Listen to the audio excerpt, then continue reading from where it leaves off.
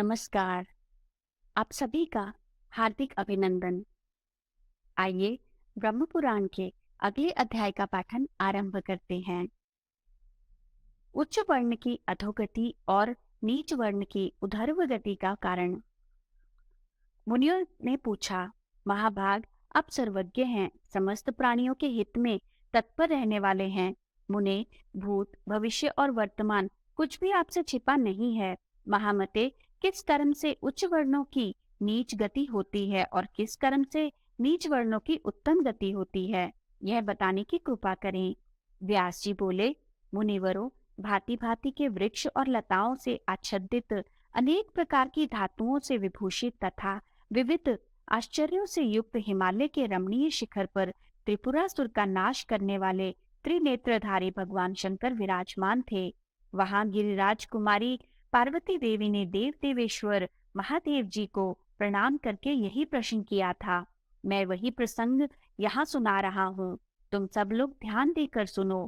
पार्वती जी ने पूछा, भगवान, स्वयंभू भगवान ब्रह्मा ने पूर्व काल में 4 वर्णों की सृष्टि की।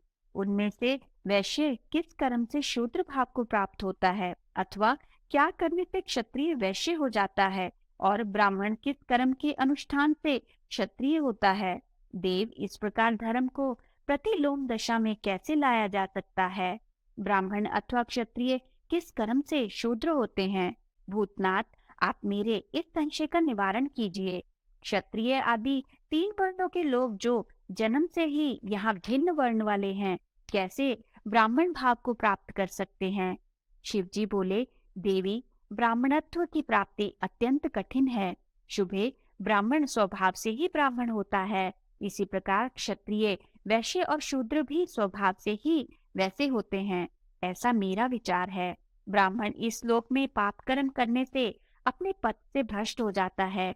उत्तम वर्ण को पाकर भी फिर उससे नीचे गिर जाता है। जो ब्राह्मण धर्म का पालन करते हुए उसी से जीवन निर्वाह करता है, वह ब्रह्म भाव को प्राप्त होता है। परंतु जो ब्राह्मणत्व का त्याग करके क्षत्रियोचित धर्मों का सेवन करता है, वह ब्राह्मणत्व से भ्रष्ट होकर क्षत्रिय योनि में जन्म लेता है। जो विप्र लोभ और मोह का आश्रय ले अपनी मंद बुद्धि के कारण दुर्लभ ब्राह्मणत्व को पाकर भी सदा वैश्य कर्म का अनुष्ठान करता है, वह वैश्य योनि को प्राप्त होता है। अथवा यदि वैश्य शूद्रोचित कर्म करने लगता है तो वह शूद्र हो जाता है। अपने धर्म से भ्रष्ट हुआ ब्राह्मण शूद्रत्व को प्राप्त होता है। वर्ण से भ्रष्ट या बहिष्कृत होने पर वह ब्रह्मलोक से भी गिर जाता है और नरक में पड़ने के पश्चात शूद्र योनि में जन्म लेता है। महाभागे, क्षत्रिय अथवा वैश्य भी जब अपना अपना कर्म छोड़कर शूद्रोचित कर्म करने लगते हैं, तब अपने पद से भ्रष्ट होकर वर्ण संकर हो जाते हैं।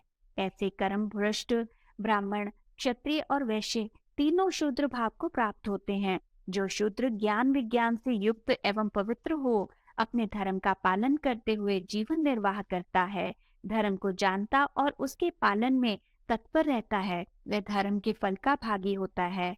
देवी, ब्रह्मा जी ने यह एक दूसरी आध्यात्मिक बात बतलाई है, जिसके पालन से धर्मकामी पुरुषों को नैष्ठिक सिद्धि प्राप्त होती है। जो मनुष्य क्षत्रिय के वीर्य और शूद्र जातीय स्त्री के गर्भ से उत्पन्न अथवा वर्ण संकर है, उसका अन्न अत्यंत निंदित माना गया है। इसी प्रकार एक समुदाय का अन्न, श्राद्ध और सूतक का अन्न तथा शूद्र का अन्न कभी नहीं खाना चाहिए। देवी, देवताओं और महात्मा पुरुषों ने शूद्र के अन्न की सदा ही निंदा की है। यह श्री ब्रह्मा जी के श्रीमुख का कथन होने के कारण अत्यंत प्रामाणिक है। जो ब्राह्मण अपने पेट में शूद्र का अन्न लिए मृत्यु को प्राप्त होता है, वह अग्निहोत्री और यज्ञ करता होते हुए भी शूद्रोचित गति को प्राप्त होता है। पेट में शूद्रान्न शेष रहने के कारण वह ब्रह्मलोक से भ्रष्ट हो जाता है। शूद्रान्न भोजी ब्राह्मण शूद्रत्व को प्राप्त होता है। इसमें अन्यथा विचार के लिए स्थान नहीं है। ब्राह्मण अपने उदर में जिसका अन्न शेष रहते प्राण त्याग करता है और जिसके अन्न से जीवन निर्वाह करता है, उसी की योनि को प्राप्त होता है। जो लोग दुर्लभ ब्राह्मणत्व को अनायास ही पाकर उसकी अवहेलना करते हैं अथवा अभक्ष्य भक्षण करते हैं, जो ब्राह्मणत्व से गिर जाते हैं, शराबी, ब्रह्म हत्यारा, चोर, व्रत भंग करने वाला, अपवित्र, स्वाध्याय न करने वाला, पापी, लोभी, अपकारी, शठ, व्रतहीन, शूद्री का पति, दोगले का अन्न खाने वाला, सोमरस बेचने वाला और नीच सेवी ब्राह्मण ब्राह्मणत्व से भ्रष्ट हो जाता है। गुरु स्त्रीगामी, गुरु द्वेषी, गुरु निंदा परायण तथा ब्रह्मद्रोही ब्राह्मण भी ब्रह्मयोनि से गिर जाता है। जो शूद्र सब कर्म शास्त्रीय विधि के अनुसार न्याय पूर्वक करता है, सबका अतिथि सत्कार करने के बाद बचा हुआ अन्न भोजन करता है, अपने से श्रेष्ठ वर्ण वाले पुरुषों की सेवा शुश्रूषा में यत्न पूर्वक लगा रहता है, जो कभी मन में बुरा नहीं मानता, सदा सन्मार्ग पर स्थित रहता है, देवता और द्विजों का सत्कार करता, सबका आतिथ्य करने के लिए दृढ़ संकल्प रहता, ऋतुकाल में पत्नी के साथ समागम करता, नियम पूर्वक रहकर नियमित भोजन करता और कार्यदक्ष, साधु सेवी तथा अतिथियों से बचे हुए अन्न का भोजन करने वाला होता है, जो कभी भी मांस नहीं ग्रहण करता, ऐसा शूद्र वैश्य योनि को प्राप्त होता है। जो वैश्य सत्यवादी, अहंकार रहित, निर्द्वंद, सामवेद का ज्ञाता, पवित्र और स्वाध्याय परायण होकर प्रतिदिन यज्ञ करता, मन और इंद्रियों को संयम में रखता, ब्राह्मणों का सत्कार करता, किसी भी वर्ण के दोष नहीं देखता, गृहस्थों चित व्रत का पालन करते हुए केवल 2 समय भोजन करता है, जो आहार पर विजय पाकर निष्काम एवं अहंकार शून्य हो गया है, अग्निहोत्र की उपासना करते हुए विधि पूर्वक हवन करता है और सबका आतिथ्य सत्कार करते हुए यज्ञ शिष्ट अन्न का भोजन करता है, वह वैश्य पवित्र होकर श्रेष्ठ क्षत्रिय कुल में जन्म ग्रहण करता है। क्षत्रिय रूप में उत्पन्न होने पर वह जन्म से ही अच्छे संस्कार का होता है। उपनयन के पश्चात ब्रह्मचर्य व्रत के पालन में तत्पर हो वह संस्कार संपन्न द्विज होता है। वह समय समय पर दान देता, प्रचुर दक्षिणा देकर वैभव पूर्ण यज्ञ करता और वेदाध्ययन करके स्वर्ग की इच्छा से आवाहनीय आदि तीनों अग्नियों की सदा उपासना करता है। राजा होने पर वह संकल्प के जल से भीगे हाथों द्वारा दान देता और सदा धर्म पूर्वक प्रजा का पालन करता है। स्वयं सत्यवादी होकर सदा सत्य का ही अनुष्ठान करता है, शुद्धि पर दृष्टि रखता है और धर्म दंड से युक्त हो धर्म, अर्थ एवं काम रूप त्रिवर्ग का साधन करता है। शरीर और इंद्रियों को वश में रखकर प्रजा से कर के रूप में केवल उसकी आय का छठा भाग ग्रहण करता है। तत्वज्ञ राजा को चाहिए कि वह स्वेच्छाचारी होकर विषय भोगों का सेवन न करे, अपितु धर्म में चित्त लगाकर सदा ऋतुकाल में ही पत्नी के पास जाए। नित्य उपवास करने वाला, नियम परायण, स्वाध्यायशील तथा पवित्र रहे, सबका अतिथि सत्कार करे, धर्म, अर्थ और काम का चिंतन करते हुए सदा प्रसन्न चित्त रहे। अन्न की इच्छा रखने वाले शूद्रों को भी सदा यही उत्तर दे, भोजन तैयार है, स्वार्थ या कामना से प्रेरित होकर कोई भाव न व्यक्त करे। देवता, पितृ और अतिथियों के लिए सर्वदा साधन सामग्री उपस्थित रखे। अपने घर में न्यायानुकूल विधि से उपासना करे, भिक्षु को भिक्षा दे, दोनों समय विधि पूर्वक अग्निहोत्र करे और गौओं और ब्राह्मणों का हित साधन करने के लिए संग्राम में सम्मुख होकर प्राण दे दे।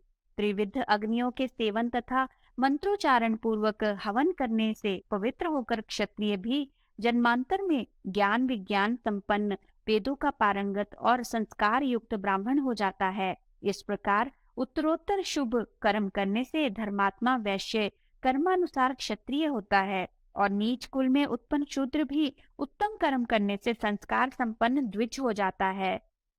देवी, जन्म से ब्राह्मण होने पर भी जो दुराचारी और समस्त वर्ण संकरों का अन्न भोजन करने वाला है, वह ब्राह्मणत्व को त्याग कर वैसा ही शूद्र हो जाता है। इसी प्रकार शुद्धात्मा एवं जितेंद्रिय शूद्र भी शुद्ध कर्मों के अनुष्ठान से ब्राह्मण की भांति सेवन करने योग्य हो जाता है। यह साक्षात ब्रह्मा जी का कथन है। जो शूद्र अपने स्वभाव और कर्म के अनुसार जीवन बिताता है, उसे द्विजातियों से भी अधिक शुद्ध जानना चाहिए, ऐसा मेरा विश्वास है। जन्म, संस्कार, वेदाध्ययन और संतति ये सब द्विजत्व के कारण नहीं है। द्विजत्व का मुख्य कारण तो सदाचार ही है। संसार में ये सब लोग आचरण से ही ब्राह्मण माने जाते हैं। उत्तम आचरण में स्थित होने पर शूद्र भी ब्राह्मणत्व को प्राप्त हो सकता है। पार्वती, ब्रह्म स्वभाव सर्वत्र सम है, यह मेरी मान्यता है।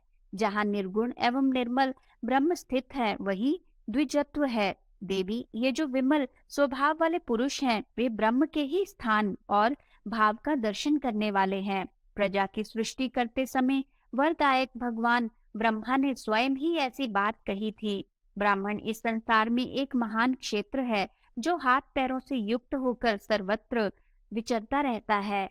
इसमें जो बीज पड़ता है, वह परलोक में फल देने वाली खेती है। ब्राह्मण को सदा संतुष्ट एवं सन्मार्ग का पथिक होना चाहिए। उन्नति चाहने वाले द्विज को सदा ब्रह्म मार्ग का अवलंबन करके रहना चाहिए। गृहस्थ ब्राह्मण को घर पर रहते हुए प्रतिदिन संहिता के मंत्रों का अध्ययन और स्वाध्याय करना चाहिए। वह अध्ययन की वृत्ति से ही जीवन निर्वाह करे। जो ब्राह्मण इस प्रकार सदा सन्मार्ग में स्थित हो, अग्निहोत्र और स्वाध्याय करता है, वह ब्रह्म भाव को प्राप्त होता है। देवी, ब्राह्मणत्व को प्राप्त करके उसकी यत्न पूर्वक रक्षा करनी चाहिए। यह मैंने तुम्हें बड़ी गोपनीय बात बतलाई है। शूद्र धर्माचरण से ब्राह्मण होता है और ब्राह्मण धर्म भ्रष्ट होने पर शूद्रत्व को प्राप्त होता है। आज के इस पाठन को हम यही विराम दे रहे हैं और अगले अध्याय के पाठन के लिए हमारे साथ फिर से जुड़िएगा। तो आइए ब्रह्मा जी के सुंदर मंत्र से आज का समापन करते हैं। ओम ब्रह्मणे नमः। ओम ब्रह्मणे नमः। ओम ब्रह्मणे नमः। ओम ब्रह्मणे नमः। ओम ब्रह्मणे नमः। ओम ब्रह्मणे नमः। ओम ब्रह्मणे नमः। धन्यवाद।